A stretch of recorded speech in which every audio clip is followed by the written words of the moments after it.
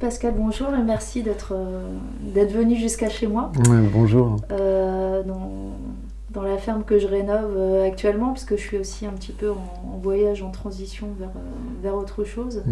Donc ça fait aussi sens, ça me fait plaisir de pouvoir t'interroger éventuellement près de ces murs de pierre. Et toi qui es un petit peu au cœur de l'action, donc est-ce que tu veux nous raconter ce qui t'est arrivé récemment Avec plaisir. En fait, donc, je suis enseignant à l'IUT d'Épinal. Et puis, j'avais demandé une rupture conventionnelle pour créer un habitat participatif qui m'a été refusée. Cette rupture conventionnelle, j'ai demandé au 11 juin, puis il faut 4 mois d'instruction. Et le 11 octobre, j'ai appris qu'elle m'était refusée. Donc, je me suis trouvé un peu en désarroi parce que je ne savais pas si j'allais reprendre ou pas l'enseignement. Parce que, en fait, si j'ai demandé une rupture conventionnelle aussi, c'est parce que je ne m'y retrouvais pas dans le système éducatif déjà depuis de nombreuses années, notamment par rapport à la notation, mais pas que, hein, par rapport aux façons d'apprendre, si je puis dire, qui sont en vigueur au sein de l'université, puisque l'IUT appartient à l'université de Lorraine. Et puis, il y avait la question du port du masque qui me posait problème, et qui, aussi bien pour moi que par rapport à ce que je percevais des étudiants. Hein, ils le mettaient souvent en dessous du nez, chaque fois qu'ils pouvaient l'enlever, ils l'enlevaient. Donc du coup, je me suis dit que j'allais proposer la liberté au niveau du port du masque en cours. C'est-à-dire que j'indiquais à mes étudiants que je souhaitais enlever le masque en leur demandant à tous leur avis. S'ils étaient tous d'accord, je l'enlevais et je leur proposais d'enlever le masque en respect de leurs camarades, s'ils étaient notamment à distance de leurs camarades. Donc j'ai fonctionné comme ça pendant un petit moment. Et puis, le 16 décembre, à une soutenance de projet, j'ai pas mis le masque étant assis à distance de mes collègues, alors qu'effectivement, mes étudiants le mettaient, mes collègues le mettaient. Et donc, du coup, j'ai été dénoncé et accusé ensuite de méconduite, et ça a été le déclencheur de tout, puisque j'ai été convoqué le 2 février à l'Université de Lorraine pour méconduite, pour un entretien.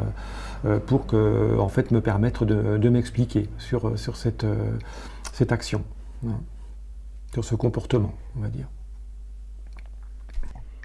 Et donc là, ces derniers jours, cette histoire donc a continué au tribunal ? Oui, c'est ça, parce qu'en fait, j'ai posé une deuxième action, j'ai mis fin janvier 20 sur 20 à tous mes étudiants pour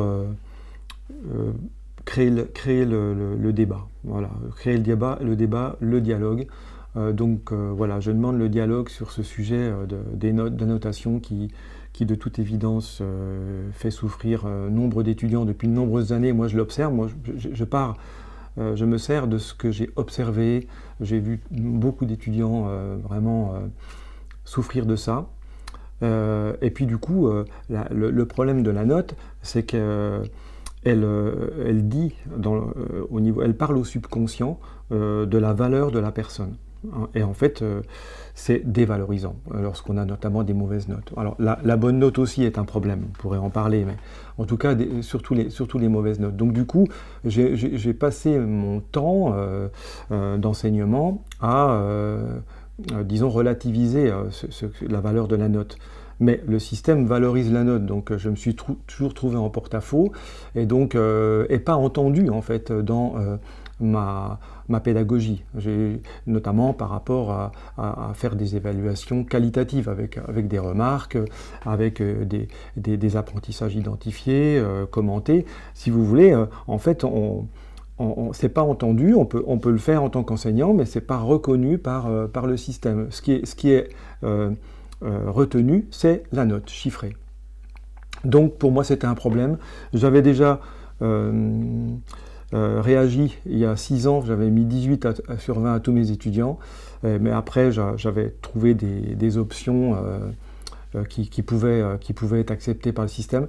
Et là j'en ai remis une couche, si je puis dire, j'ai mis 20 sur 20 à tous mes étudiants j'ai eu besoin de faire ça pour provoquer le débat. Voilà. Et donc cette session au tribunal, je pense qu'elle était largement provoquée aussi par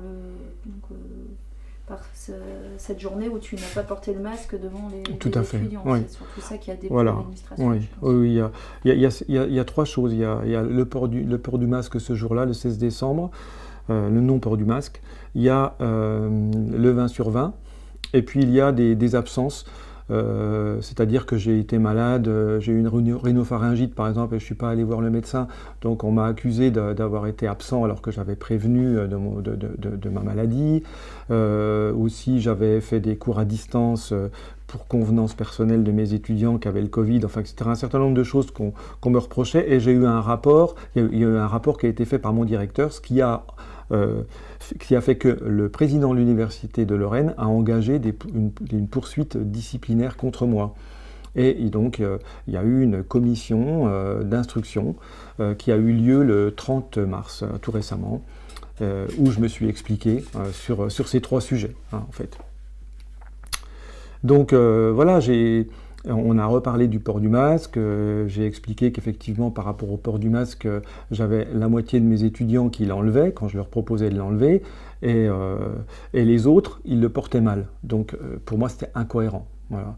Et puis bon, le masque, mes étudiants savent très bien qu'il est quasiment inutile. En tout cas, il y a une incohérence au sein du système par rapport à ça, et on est dans un système autoritariste, on va dire, où on applique bêtement des règles et on ne peut pas parler, dialoguer sur la cohérence de ces règles. Voilà. Donc c'est ça que je reproche, c'est ça que je regrette plutôt.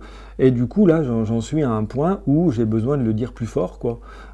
Parler de ces incohérences, parler du comportement, de la posture de l'éducation nationale, de l'université. Il y a vraiment un changement opéré parce que je me dis que ça, de plus en plus, c'est la société qui se délite. Si les institutions persistent avec ce genre de comportement, c'est notre société qui se délite. Donc du coup, je pense que c'est un moment charnière, et moi j'ai besoin d'agir pour l'intérêt général, de dénoncer ça, dénoncer ces façons d'apprendre, ces notes qu'on met encore, qui sont aussi déresponsabilisantes en fait, infantilisantes, aussi bien pour les étudiants que pour les enseignants. La note est infantilisante, si on y réfléchit bien. Et du coup, voilà, j'ai essayé d'expliquer aux deux personnes qui m'ont écouté le 30 mars, qu'il y avait des possibilités de faire apprendre autrement. Donc j'ai développé avec toutes les expériences, parce que depuis que j'avais mis 18 il y a 6 ans, j'ai fait beaucoup d'expériences pédagogiques. Entre-temps, j'ai aussi essayé de monter une école alternative, donc je me suis beaucoup intéressé aux pédagogies actives, pédagogie nouvelle, et du coup j'ai découvert tout un pan que je ne connaissais pas, que j'ai ensuite appliqué pendant 6 ans, en liberté, au sein de l'IUT, donc là c'était une très bonne chose que j'ai pu le faire.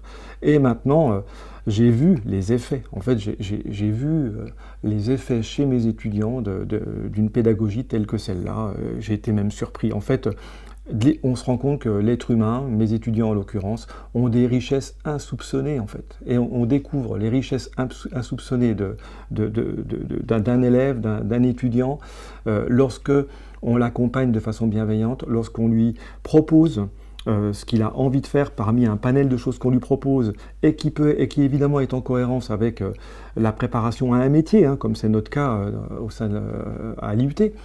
Donc si on commence à appréhender les choses comme ça, on fait apprendre bien mieux. C'est la pédagogie active, c'est la pédagogie de l'implication.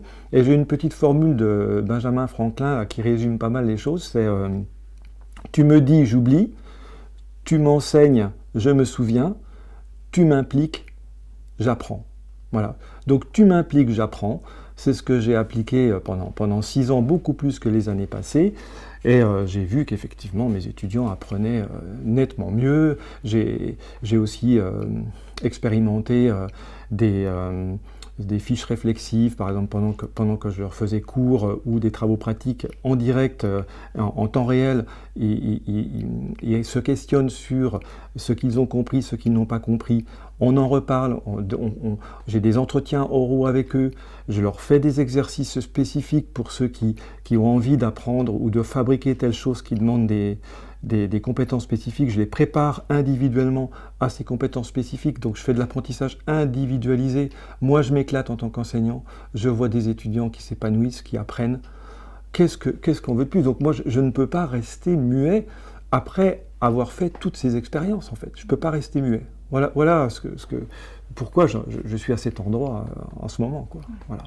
Ce qu'il y a de bien dans ta démarche, du coup, c'est que bon, il y a cette histoire de non-port du masque qui, bien sûr, leur a pas plu et qui est au centre des débats aujourd'hui, puisque on va dire la dictature sanitaire, c'est un peu le point d'orgue du système corrompu, et puis de l'autre côté, de la dissidence qui arrive, mais qui est justement nourrie par toutes ces alternatives et qu'on a envie de voir s'épanouir dans plein de domaines de la société, dont l'éducation, dont plein d'autres choses. Bien sûr. Et donc, juste un petit détail pratique, donc du coup tu as été entendu par une commission qui appartient au rectorat ou une commission... qui appartient à l'Université de Lorraine, en fait.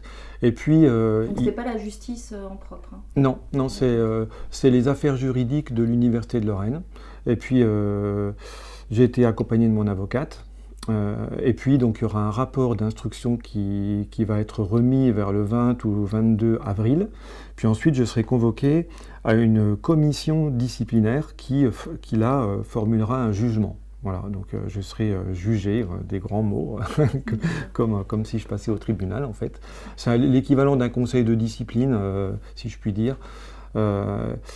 Qui va soit faire un avertissement ou un blâme ou jusqu'à une radiation, etc. D'ailleurs, par rapport à la notation, ce que je dois dire, c'est que j'ai accepté un compromis, en fait, parce que, entre parenthèses, je risquais trop gros de ne pas accepter de mettre des notes. Je risquais le licenciement, en fait. Donc là, je me suis dit, je vais assouplir. Donc en fait, j'ai découvert qu'en fait, face à la rigidité du système, j'avais à être souple, à devenir plus souple, moi aussi. Et en fait, cette souplesse, elle m'a permis de découvrir que derrière la note, ce qui compte, c'est ce qu'il y a derrière la note. Et du coup, de développer ce qu'il est souhaitable qu'il y ait derrière une note. En attendant qu'on les enlève, ces fichues notes, on est d'accord. J'ai toujours sur le principe qu'il serait souhaitable qu'il n'y ait plus de notes, mais c'est comme une étape que j'ai acceptée sous forme de ce compromis, parce qu'en fait, je me rends compte que même si on met une note chiffrée, en mettant derrière la note ce qui semble cohérent, par exemple, ce qu'on met derrière une note, c'est quoi? On a parlé de l'implication tout à l'heure. L'implication, ça peut être une partie de la note. On va la découper en 3 choses, et c'est ce que j'ai dit à la commission. L'implication, la motivation, l'implication, donc. Il y a, on va dire, l'avancement, c'est-à-dire que la progression de l'étudiant par rapport à une série de séquences pédagogiques, on peut regarder où en est l'étudiant au départ dans ses connaissances et ses compétences, puis regarder à la fin. Donc du coup, ça, c'est une deuxième note. Et puis, il y a ce que fait le système en termes de notation qu'on peut garder, c'est-à-dire quel est le niveau de l'étudiant par rapport à ce qui est requis de la maquette pédagogique. Je suis d'accord qu'on regarde ça, mais il ne faut pas regarder que ça. Voilà. Donc du coup, derrière la note, moi, au lieu de mettre une chose, j'en mets 3. Voilà. C'est passionnant tout ça. Donc tu n'es pas trop inquiété par l'issue des sanctions, puisque de toute façon tu es habité par toutes ces questions qui sont ta vocation, quoi. Donc, je pense que on voit clairement que ça prend le dessus. Donc, oui. Qu'est-ce que tu as ressenti aussi sur un aspect plus politique de la chose par rapport aux retours qui t'ont fait pendant cette commission? On ne va pas trop reprocher l'aspect politique, même s'il y a un film qui a été mis au dossier d'instruction durant lequel je m'exprime en public à une manifestation le 15 janvier où je parle du pourquoi le 20 sur 20. En fait, j'explique que j'ai mis 20 sur 20 parce que je considérais que mes étudiants étaient tous talentueux. Et donc, justement, il suffisait qu'on regarde les talents, qu'on les révèle, pour se rendre compte qu'on a des étudiants parfaits, quoi. Voilà, donc du coup, c'était ma façon à moi de justifier mon 20 sur 20. Puis en fait, en même temps, c'est ma façon à moi de dire, ben voilà, regardons un petit peu, valorisons les talents, cultivons, essayons de faire en sorte qu'un étudiant cultive ses talents, révèle justement ses talents, ses richesses insoupçonnées, quoi. Hein.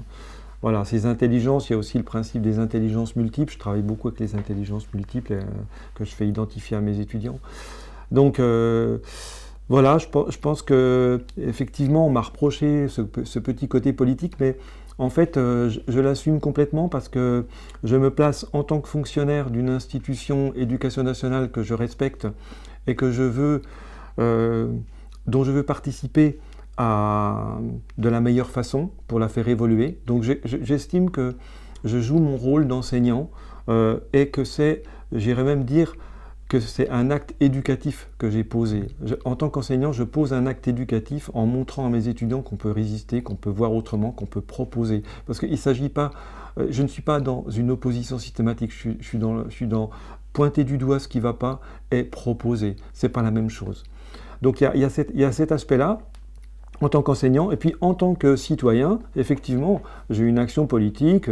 Moi, j'ai beaucoup réagi lorsque, le 15 septembre, les soignantes non vaccinées ont été suspendues. Donc ça m'a beaucoup touché.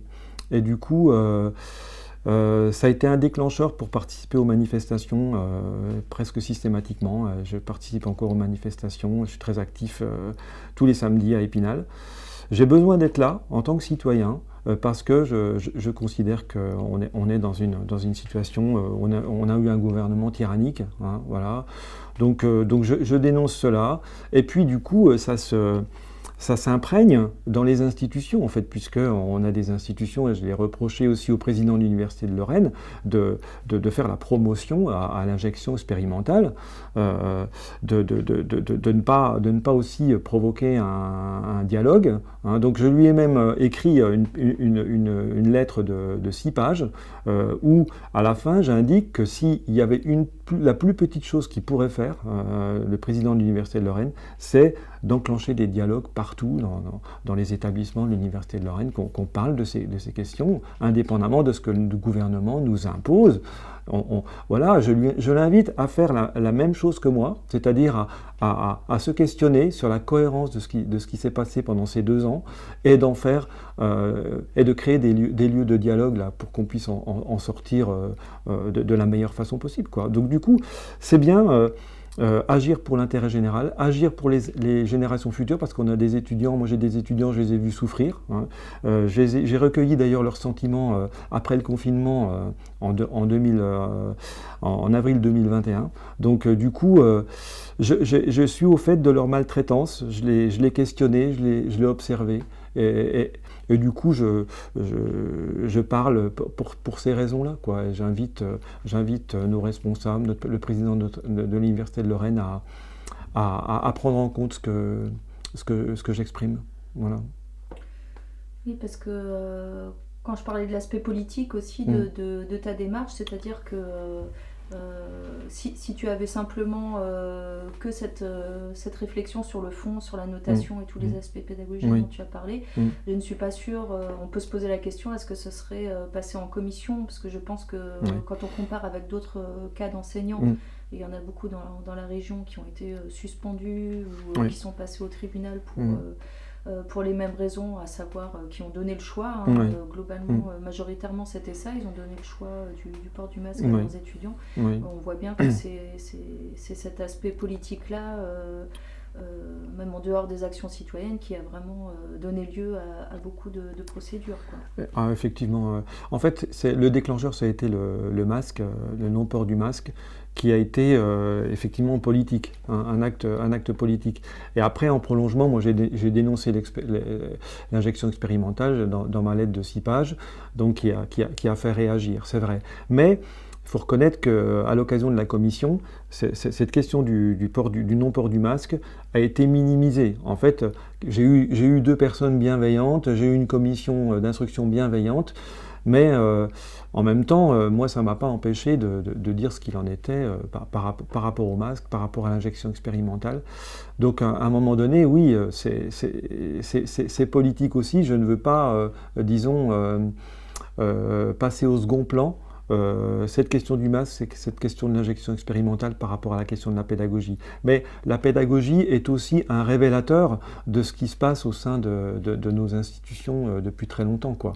Et du coup, ce qui se passe, la façon de la gestion de cette épidémie est un révélateur aussi, est en prolongement, je dirais, de l'attitude, de la posture d'une institution rigide telle que l'université et l'éducation nationale. Voilà. Bien sûr, parce que ce qui frappe en premier, c'est qu'on voit bien que le débat, le fait de développer l'esprit critique, le fait d'avoir une démarche vraiment scientifique en questionnant les arguments, les contre-arguments, c'est vraiment pas la préoccupation première des institutions scolaires et universitaires. Absolument. Donc, non. Et après, voilà, donc là où je me réjouis de me préparer à emménager dans la région d'Épinal aujourd'hui, c'est que je vois qu'il y a un petit peu tout un vivier résistant, tout un réseau de personnes. Donc majoritairement, c'était les soignants et les enseignants qui pour l'instant sont concernés. Pour l'instant, oui. C'est vrai qu'on peut comparer avec d'autres collègues, dont Andrés Pfeiffer, c'est ça. Oui. Aussi beaucoup médiatisé aujourd'hui. Oui. Donc est-ce que si on compare vos deux procédures, est-ce que la sienne est aussi est restée en interne pour l'instant, est-ce qu'il a été jugé uniquement par des instances de l'université, de la région, ou est-ce que c'est aller plus loin en justice pour sa part? Là, c'est plutôt au niveau du rectorat, des instances rectorales qui sont un pendant de celle de l'université de Lorraine. Mais lui, donc, il attend son jugement. Son conseil de discipline a eu lieu le 14 mars. Moi, l'équivalent du conseil de discipline aura lieu fin avril, début mai. Voilà. Donc lui, il attend, là, ces jours-ci, j'ai envie de dire, son jugement pour des raisons très proches des miennes, quoi, en fait. La liberté du port du masque, il a laissé la dénonciation de la promotion à l'injection expérimentale, voilà. Parce qu'effectivement, moi, ce qui m'a choqué pour revenir sur l'injection expérimentale, c'est quand j'ai posé la question à mes étudiants de comment ils vivaient ça, ils ont reconnu qu'ils avaient subi, la moitié de mes étudiants, ils ont reconnu qu'ils avaient subi un chantage à l'injection expérimentale, un chantage pour pouvoir sortir, pour pouvoir faire leurs activités sportives, aller s'amuser. Voilà, donc quand même c'est très grave. Faire subir un chantage à des jeunes gens, c'est quelque chose on ne se rend pas compte de ce que ça représente, mais d'un point de vue psychologique, ça diminue la personne en fait de subir un chantage. Une personne qui subit un chantage est diminuée psychologiquement dans son estime d'elle-même. Voilà. Donc c'est très grave. Pour moi, c'est très grave d'occasionner une baisse de l'estime de soi par ce genre de moyens. Voilà. Et c'est pour ça que j'ai réagi. Ils ont vécu la même chose que nous, mais c'est vrai qu'à cet âge-là, on est en pleine insertion professionnelle, complètement. On est en pleine insertion sociale. En plus, on n'a pas le recul qu'on peut avoir 20 ans plus tard avec le positionnement qu'on pourrait avoir en tant qu'adulte sur qu'est-ce qu'on pense de ce système de société, de ce peut imposer le pouvoir politique. Et puis donc, de fait, on est plus fragile. Donc, bien sûr. Après, ils n'ont pas été dupes non plus, mais je pense qu'ils étaient quand même plus fragiles dans ce positionnement, dans cette décision. Alors, ce que j'espère maintenant, puisqu'on est plusieurs enseignants, c'est qu'on va faire des petits. Et du coup, en communiquant comme je le fais aujourd'hui, comme Jocelyne Chassard le fait, comme Andreas Pfeiffer le fait, j'espère qu'on va donner confiance à d'autres enseignants pour agir, pour réagir et pour faire apparaître toutes ces incohérences et tout ce qu'on a vécu pendant 2 ans et justement faire apparaître des autres voies de fonctionnement, voilà, à la fois pour l'apprentissage et pour si je puis dire, le comportement, d'autres voies de façon d'être de nos dirigeants, quoi. On est sur un fonctionnement pyramidal, admettons, on peut encore rester sur un fonctionnement pyramidal un petit moment, mais il faut que à différents niveaux, les personnes qui appliquent les règles les appliquent avec souplesse, qu'on les invite à les appliquer avec souplesse et avec réflexion. C'est possible dans le système pyramidal. Après, je ne crois pas beaucoup au système pyramidal, mais après, on est sur des étapes de transformation et on peut imaginer que les institutions, si elles ne regardent pas ça, si on ne s'occupe pas de ça au niveau de notre société, on a une société qui s'enfonce, quoi. Hein, voilà. Oui, puis on a quand même une responsabilité quand on représente une figure d'autorité comme l'enseignant, si on ne dit rien, c'est tacitement dire que on encourage ce système-là. C'est ça, alors oui. Quand même, pour l'instant, il y a une partie de la population qui ne comprend pas du tout le positionnement que des gens comme nous pouvons avoir. Oui. C'est vrai que quand on est convaincu qu'il y a un danger de mort par rapport à un produit et puis même tout un protocole qui va autour de ça, on ne peut pas se permettre d'avoir ça sur la conscience. Non. Voilà, quand on a une trentaine d'individus devant soi toute l'année. Oui, c'est ça. Donc on peut mentionner, oui, il y a quelques autres cas d'enseignants en France qui ont été suspendus, soit pour avoir montré, je me souviens qu'il y avait un enseignant d'espagnol, je ne sais plus dans quelle région de France, qui avait été suspendu parce qu'il avait montré une vidéo de France Soir qui dénonçait les dangers possibles de cette injection. Et puis je pense que ça n'a pas concerné tant de personnes que ça, parce qu'il faut quand même réunir tout un tas d'éléments de clairvoyance et puis de confiance aussi, de courage aussi de pouvoir agir par rapport à ça. Bien sûr. Mais il y avait quand même, je pense, une bonne dizaine d'individus, d'enseignants qui ont été radiés, suspendus, sans aucune autre forme de procès, j'ai envie de dire. Complètement, oui. Après, tout un tas d'autres enseignants qui réagissent un petit peu et puis après qui se retirent dans leurs actions, qui essaient d'instiller un petit peu de résistance, quoi, si je puis dire. Mais c'est pas évident. Donc c'est pour ça que si on peut être de plus en plus enseignants pour agir dans ce sens-là, et puis si on peut être perçu comme des enseignants qui souhaitons proposer aussi, souhaitons faire apparaître effectivement ce qui ne va pas, mais aussi proposer d'autres options en termes de comportement. Voilà, je pense que c'est fondamental. Et cette crise, cette épidémie nous a montré à quel point on avait atteint nos limites, quoi. Le système a atteint ses limites, si je puis dire. Ouais. Voilà, alors sur un plan plus personnel, comment tu es plus intuitif, comment tu perçois le futur proche dans toute cette suite d'événements qu'on connaît? De cette suite d'événements, moi je vois que moi je ne vois pas que ça se durcisse. Je pense que le prochain gouvernement n'aura plus la latitude que celui de Macron a eu. Je pense que la population, une plus grande partie de la population aura compris la manipulation dont elle a fait l'objet. Après, il y aura des tentatives de manipulation qui vont continuer. Il y a peut-être le masque qui va revenir. Au niveau de la soi-disant vaccination, évidemment, ça va être proposé. Il y a d'autres doses qui sont en prévision.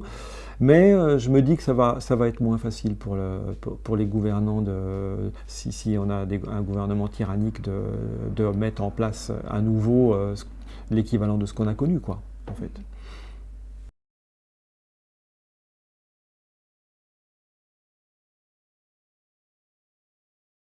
Donc j'ai participé à l'émulation de l'Union fait la force, donc, qui a organisé la marche du réveil du 30 octobre au 14 novembre pour aller vers le Mont Valérien. J'ai marché moi-même pendant 4 ou 5 jours, les 4 ou 5 derniers jours. Et puis j'ai participé beaucoup à l'organisation. Puis là, on a créé un collectif formidable. On se voit très régulièrement, on organise des nouvelles actions.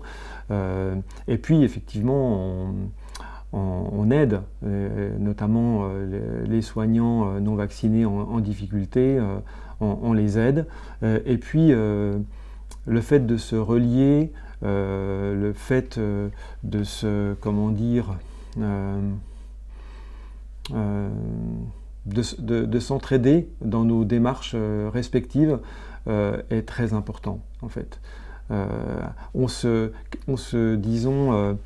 On s'entraide par binôme, par trinôme. Il y a de l'entraide qui vient spontanément. Hein, quand il s'agit de faire des lettres à des députés ou à des maires pour faire valoir ses droits, on s'entraide. Voilà. Quand c'est au niveau alimentaire, pour permettre que des personnes qui sont sans revenus aient de quoi manger, voilà, on s'entraide.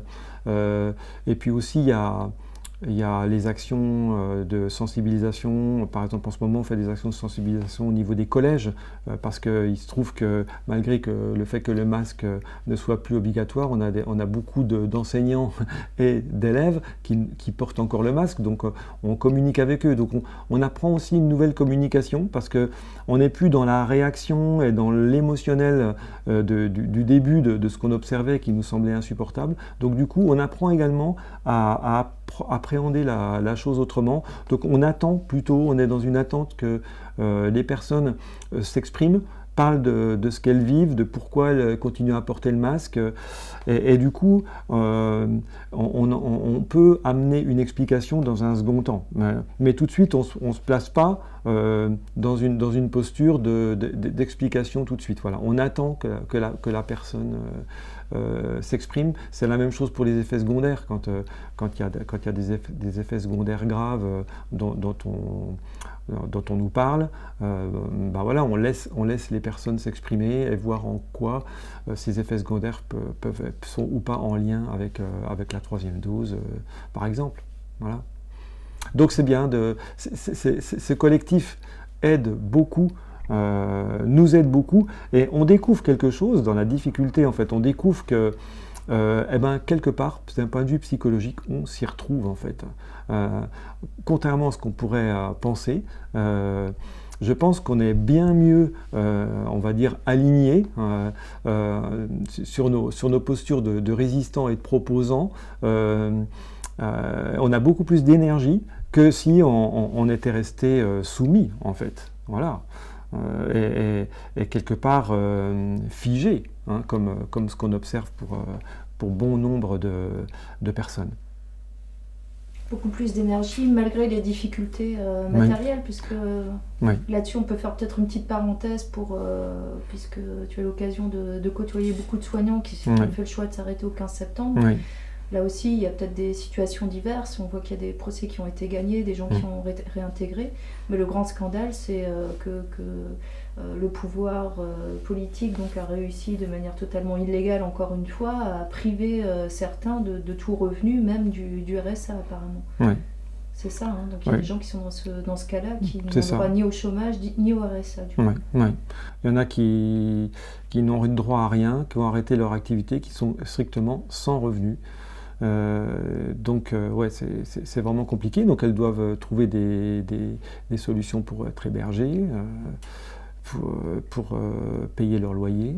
Donc du coup, c'est compliqué. Donc du coup, l'Union fait la force les aide et les accompagne d'un point de vue psychologique et d'un point de vue aussi, j'ai envie de dire, administratif des fois, pour que elles puissent être entendues de la meilleure façon auprès des instances. Je pense que ça peut être auprès d'une mairie, ça peut être auprès de toute institution, quoi. Normalement, c'est complètement impossible qu'on puisse même refuser le RSA à quelqu'un. Ça n'existe pas en théorie. Oui, on est dans une tyrannie terrible. Oui, c'est surprenant. On en est encore surpris, quoi, de voir jusqu'où c'est allé, hein, tout ça. C'est incroyable qu'en France on ait pu connaître ça, et que des personnes aient pu connaître ça. Franchement, c'est très regrettable, quoi.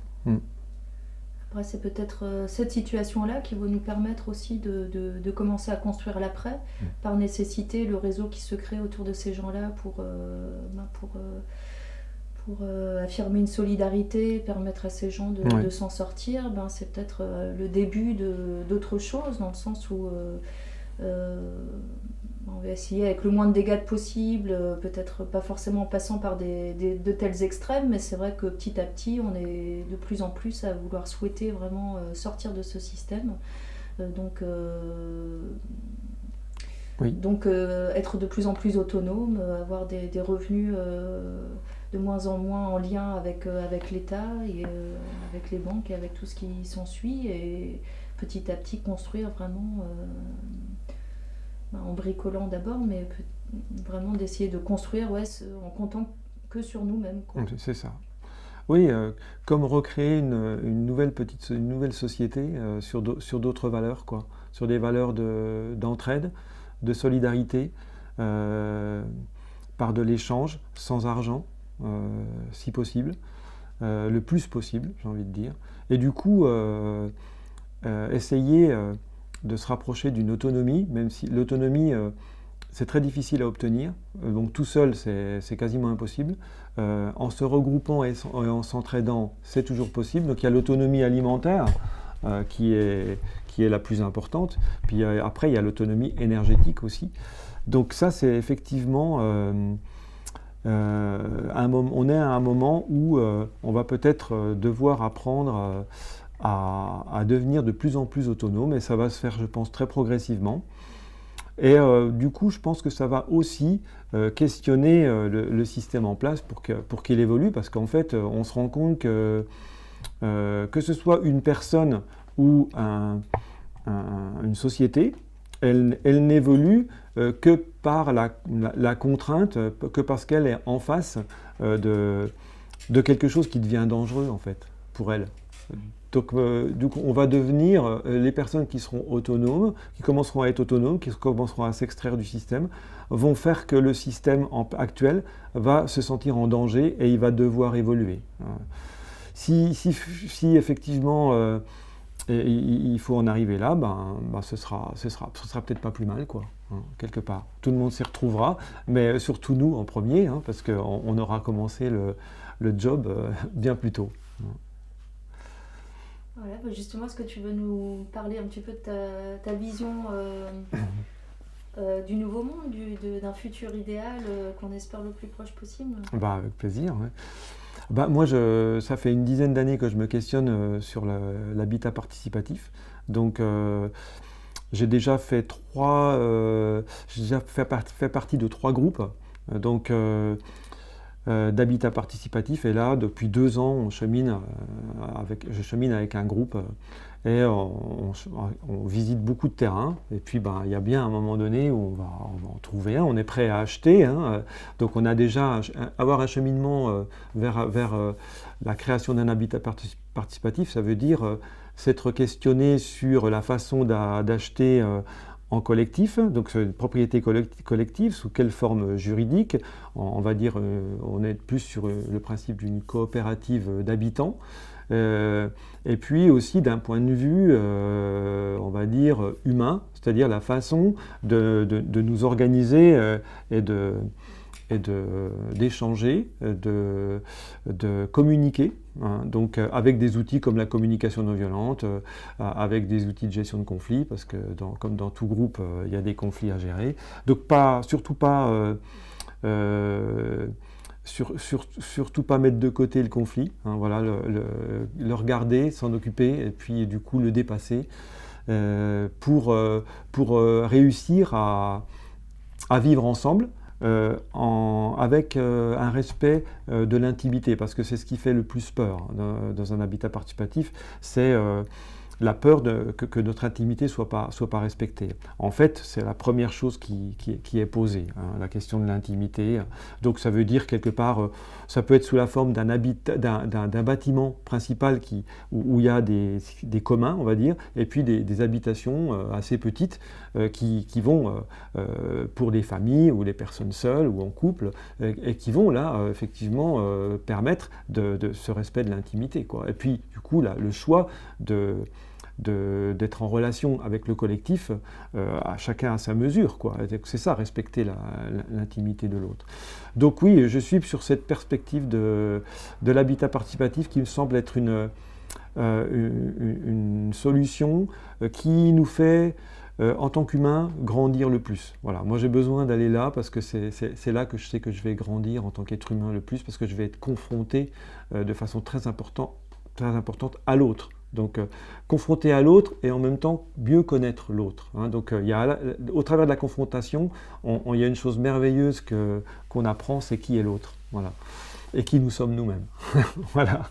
Donc, je suis sur cette perspective-là, mais je vois le monde changer de plein de façons. En fait, il y a des personnes qui vont peut-être effectivement entreprendre un habitat participatif, mais il y en a d'autres qui vont entreprendre, mettre en place d'autres formes d'écolieux où il n'y aura pas forcément, on n'habitera pas, mais où on va faire du collectif, faire de l'entraide.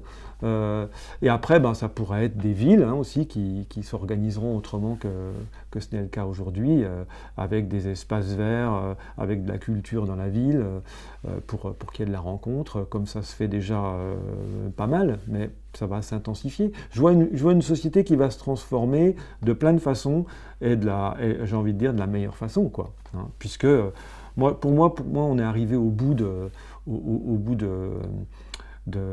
ce fonctionnement techno-industriel, j'ai envie de dire, qui depuis la révolution industrielle, a occasionné une transformation de la société au détriment de la nature, et qui nous a coupé de la nature, ce qui a été le grand drame de l'occidental, hein, voilà, de l'homme occidental. Voilà ce que je pense. C'est bien parce que dans la région, la nature est belle, elle a été quand même un peu plus préservée qu'ailleurs, vu que c'est vrai. Le tissu urbain n'est pas non plus développé autant qu'ailleurs. Et il y a aussi le prix du foncier qui est encore accessible, on va dire, dans une certaine mesure. Donc il y a bon espoir de trouver des jolis terrains. C'est ça. On a une région magnifique, les Vosges sont magnifiques, vraiment. Oui, c'est très engageant, hein, quand on vit dans une région comme la nôtre, on se dit que tout est possible, hein. C'est chouette, c'est très, très enthousiasmant, effectivement. Voilà, donc tu es optimiste pour le futur alors. Ah oui, je suis très optimiste. Oui, je suis vraiment très optimiste, et c'est pas un optimiste béat, c'est un optimisme réaliste. Voilà, je considère, de toute façon, on ne voit le positif d'une société qu'au travers du positif que de ce que l'on voit pour nous-mêmes. Donc du coup, je suis positif pour le monde parce que je suis positif pour moi. Du coup, je vois une réalité de choses positives pour moi-même, avec du concret qui va s'opérer. Et forcément, si on est un certain nombre, peut-être pas tout le monde, à entreprendre ça, on ne peut voir que le monde se transformer positivement. On ne sait pas à quelle échelle de temps, mais à la limite, peu importe. À partir du moment où on est déjà engagé vers ce positif-là, au niveau de notre petit village, au niveau de notre région, au niveau de notre département, de notre région, bon ben voilà, donc on voit les choses positivement, tout va pour le mieux du coup. Voilà. On espère plus que quelques mois à tenir avant que cette domination s'arrête enfin, quoi. Et puis on a de quoi faire en attendant pour patienter, quoi. Oui, de toute façon, oui, on va laisser les choses se faire, hein. De toute façon, on ne sait pas de quoi demain est fait suite aux élections en France. Après, il y a le monde, hein, aussi qui va aussi emprunter une voie qu'on ne connaît pas précisément. Mais bon, je me dis que ça va se transformer d'une façon qui sera globalement plutôt positive. Ouais, je crois plutôt à ça. D'accord. Est-ce que tu veux rajouter un message peut-être direct pour les gens qui vont peut-être écouter cette vidéo et qui partagent? Oui, je veux bien donner un message qui me semble essentiel, c'est la transformation individuelle, quoi. On ne peut espérer un changement du monde que si on change soi-même, hein. Donc, et c'est vrai que durant ces 2 ans, ce qui a été questionné, c'est la question de la liberté, de ce que c'est que la liberté. J'ai beaucoup travaillé avec mes étudiants sur la liberté, je les ai questionnés sur la liberté. Et la liberté, c'est se libérer de ses chaînes, en fait. Et du coup, c'est faire tout un travail intérieur qui fait que on peut se libérer de ses chaînes. Et si je retenais une phrase, c'est celle de Nelson Mandela sur ce sujet-là. Et être libre, ce n'est pas seulement se libérer de ses chaînes, c'est vivre d'une façon qui permet et renforce la liberté des autres. Voilà, donc c'est d'une part se libérer de ses chaînes, donc un travail intérieur, et puis quelque part se comporter avec l'autre de façon à favoriser sa liberté. Et c'est l'enseignant aussi qui parle, quelque part, favoriser la liberté. Moi, c'est la liberté dans mon enseignement. J'ai découvert que la liberté dans mon enseignement, la liberté que je laissais à mes étudiants, mais une liberté encadrée, était fondamentale pour permettre l'apprentissage, l'épanouissement, l'émancipation du jeune, hein. Donc je pense que c'est la même chose pour les adultes, hein. Donc c'est individuellement, on a à se re-questionner de ce que c'est la liberté, hein, voilà, et à la favoriser, la mettre en place, la vivre, voilà. Il y a un événement à Thionville le 9 avril, où il y a beaucoup de personnes reconnues qui vont parler de santé, liées effectivement en lien avec les problématiques de ce qu'on a vécu liées au Covid. Après, on a une marche à partir du 24 avril jusqu'au 24 ou 25 mai dans le Périgord, hein, du Périgord au Vercors, donc des lieux avec des lieux de résistance justement particulièrement. Donc j'ai ces 2 événements-là en tête. Est-ce que, par exemple, cette marche dans le Périgord, est-ce que c'est un début de réseau national, ou est-ce que c'est le réseau local qui prend un petit peu des vacances et puis qui se prend son bâton de pèlerin pour prêcher la bonne parole un petit peu ailleurs qu'ici? Oui, en fait, c'est la connexion entre collectifs de différentes régions, hein. De la même façon qu'on est allé faire une marche dans le Jura récemment, on s'est rendu compte que c'était très important pour garder l'énergie d'être en lien. Donc du coup, on va choisir d'aller faire un petit bout de marche. On peut faire un week-end, on peut faire une semaine, on peut faire 15 jours. Voilà. Et les autres collectifs font la même chose quand nous préparons des marches, sachant qu'il y a une marche qu'on va préparer aussi un petit peu plus tard. Je ne sais pas si c'est pas au mois de juin.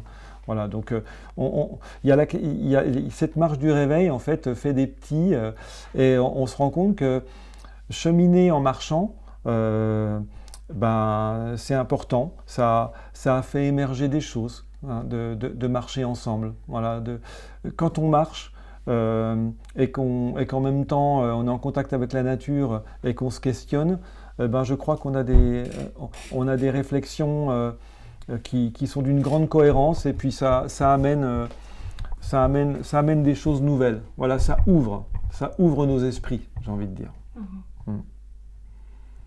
Super, alors on mettra tous les liens en description de la vidéo. Merci. Puis, super.